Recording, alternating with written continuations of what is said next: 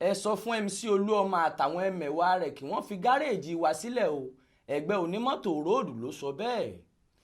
Igun kan lára àwọn ẹgbẹ́ onímọ́tò èrò lẹ́kọ̀ọ́, Road Transport Employer Association of Nigeria, táwọn èèyàn mọ̀ sí ẹgbẹ́ róòdù, ti rawọ́ ẹ̀bẹ̀ síjọba ìpínlẹ̀ Èkó pé kí wọ́n pàṣẹ fún Alhaji Musiliu Ayinde Akinsanya, táwọn èèyàn mọ̀ sí MC Oluọmọ, pé kóun pẹ̀lú àwọn ọmọọṣẹ́ rẹ̀ fi gbogbo gáréèjì èrò àwọn tó wà nípìnlẹ̀ Èkó sílẹ̀ gẹ́gẹ́ bí àṣẹ tí ilé ẹjọ́ pa fún un láìpẹ́ yìí.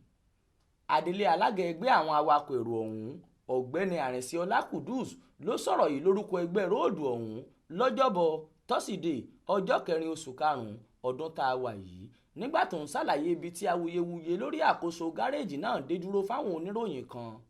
Ó ní lọ́jọ́ 25 oṣù kẹsàn-án ọdún 2022 ní ìjọba Èkó ti kéde pé àwọn ẹgbẹ́ onímọ́tò èrò Road Transport Employer Association àti NURTW kúrò láwọn ibùdókọ̀ èrò gbogbo tó wà nípìnlẹ̀ Èkó pé àwọn kò fẹ́ wọn mọ́ rárá, tí wọ́n sì yan àwọn ìgbìmọ̀ tuntun tí wọ́n yóò máa mójútó àwọn ibùdókọ̀ náà, èyí tí wọ́n ń pè ní Park and Garage Management Committee.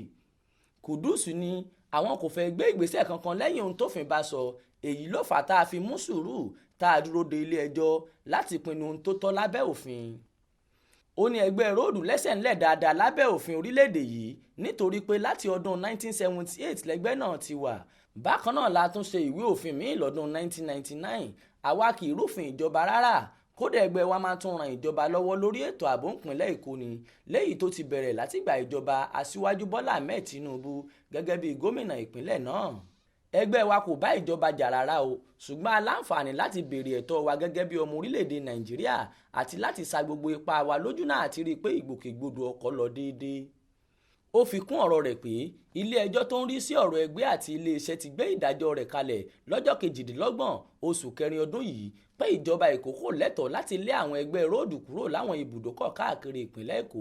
Fún ìdí èyí, káwọn ìgbìmọ̀ tí ìjọba yàn kúrò láwọn ibùdókọ̀ èrò kíá. Ìjọba ìpínlẹ̀ Èkó lábẹ́ gómìnà Babájídé Sanwó-Olú kò tilẹ̀ tẹ̀lé ìdájọ́ ilé ẹjọ́ náà títí di àsìkò yìí láwọn ìgbìmọ̀ tí wọ́n yàn sí wà láwọn ibùdókọ̀ ọ̀hún. À ń rọ ìjọba ìpínlẹ̀ Èkó kí wọ́n pàṣẹ fún MC Oluọmọ àtàwọn ọmọ rẹ̀ pé kí wọ́n fi gáréèjì wa sílẹ̀ fún wa, àwa la lẹ́tọ̀ọ́ lábẹ́ òfin láti máa ṣiṣẹ́ ń bẹ̀. Ismail Adéyọ̀ ló ń jábọ̀ ròyìn fún iléeṣẹ́ tẹlifíṣàn Aláròye online.